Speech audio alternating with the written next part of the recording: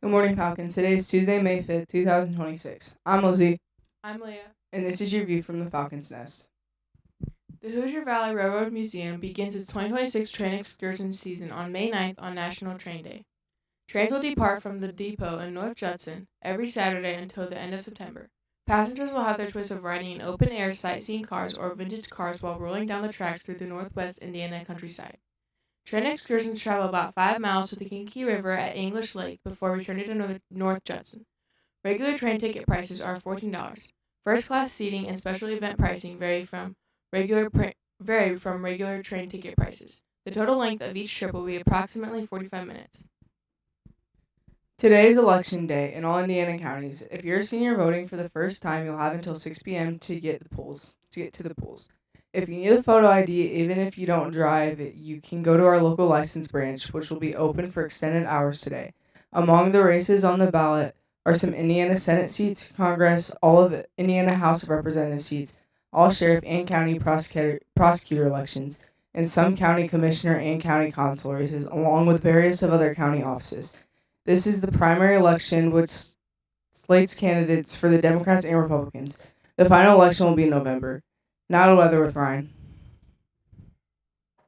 Today's weather is an action temperature of 49, real feel of 47, partly cloudy and fair air quality, now 30 forecast. Tuesday's gonna be a high 55, rain and a low 42. Wednesday's gonna be a high 56, cloudy and a low 35. Thursday's gonna be a high 55, partly cloudy and a low 42. Now it's work with Blake and Eli. Gary Drain remains atop of Glenn's Class 3A in baseball this week. Hanover Central dropped to 6th while New Perry is 11th. Southman St. Joe is 19th. In 4A, Crown Point remains 2nd with Penn dropping to 4th. Munster is 7th, Chesterton 9th, and Valparaiso 10th. Lake Central is tied for 15th. Couch remains number 1 in Class A with Triton 2nd. Brownstown Central is number 1 in Class 2A. Tonight, our boys travel to Westville, the softball team plays at LaVille, and the girls' tennis team travels to Knox. Tomorrow afternoon, the girls' tennis team is at South Bend Adams, the boys' golf team is at Tippecanoe Valley, and the softball team hosts Westville. Thursday, the JV plays Plymouth, the varsity hosts Jimtown, the softball teams play Bremen, and the tennis team is at North Judson. Friday, at the annual Dennis Rippey track meet, the varsity baseball team will be at Jimtown, and the JV will host Kankakee Valley. Saturday, the baseball team travels to the Lakeland Invitational. The softball teams will be at Hanover Central, and the golf team will compete in the Marshall County Tournament at Pretty Lake Golf Course. This week's Girls Softball Coaches Association poll is out. In Class A, South Central is number 8. In Class 2A, Gary Andrean is 6th with Winnemac 7th.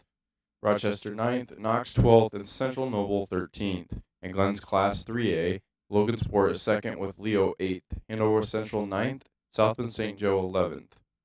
Northern Indiana teams dominate 4A with Lake Central number 1, Crown Point 2nd, Penn 3rd, and Munster 13th. Indiana high school athletes will now be allowed to monetize their own name and image and likeliness. The proposal will allow high school athletes to benefit monetarily from their NIL with specific guidelines. Indiana is one of the last states to allow NIL to high school athletes. The PBA proposal gained support from about half of the administrators.